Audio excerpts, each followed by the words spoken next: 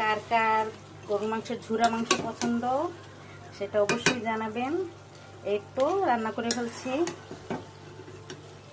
গরুর মাংসের ঝুরা মাংস। তো ঝুরা মাংস আসলে সব কিছুর সাথেই ভাল লাগে, ভাত, পোলাও, রুটি, চালের রুটি বা পরোটা সব কিছুর সাথেই অনেক মজা। তো ঝুরা মাংসটা খুবই সুন্দর হয়েছে। এর মধ্যে আস্ত রসুন পেঁয়াজ দেওয়া হয়েছে, একটু দেখুন। আসলে গরুর ভুনা থেকে ঝুরা মাংসটা আমার কাছে একটু বেশি ভালো লাগে, কারণ বেশিরভাগ ক্ষেত্রে বাহিরে ঝুরা মাংস পাওয়া যায় না, খুব কম জায়গাতেই পাওয়া যায়।